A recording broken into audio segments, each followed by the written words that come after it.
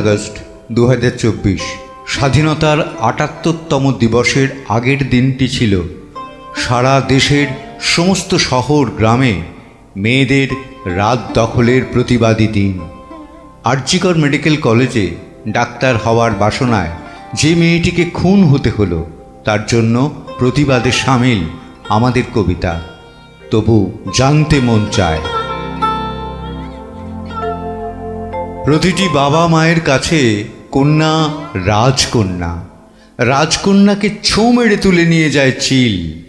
রাজকন্যা লাশ হয়ে শুয়ে থাকে নির্বসন, রাজকন্যা লাশ হয়ে শুয়ে আছে হাসপাতালে বিবসন। তবু জানতে মন চায় মেয়েটির এমন কী দোষ ছিল, যদি সে অন্যায়ের প্রতিবাদ করে থাকে তবে সে তার অধিকার, যদি সে প্রত্যাখ্যান করে থাকে তবে সেও তার অধিকার। গণতন্ত্র তুমিই তো দিয়েছিলে তাকে তার অধিকার, নাকি পুরোটাই বাঘের লালাতে হরিণের নির্যাস? কতবার শুনেছি হাসপাতালে ঘুরে বেড়ায় কুকুর, বেড়াল, শুয়োর। হাসপাতালে রাক্ষসও ঘোরে, বড় ঘোরে।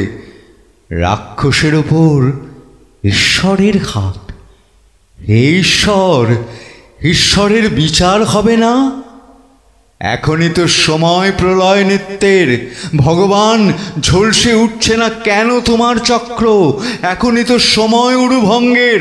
বৃকদর কোথায়? দুঃশাসনের রক্ত করো পান, এটাই তো কীচক বধের সময়।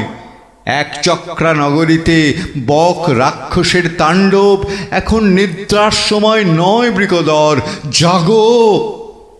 তবু জানতে ইচ্ছে করে মেয়েটির ঘুম কতটা গভীর ছিল যে তার উপর একজন বর্বরের অত্যাচার চললেও তার ঘুম ভাঙে না।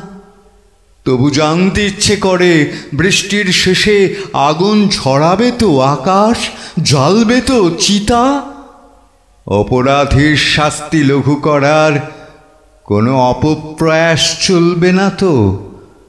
তবু জানতে ইচ্ছে করে অপরাধের ফাঁসি হচ্ছে তো।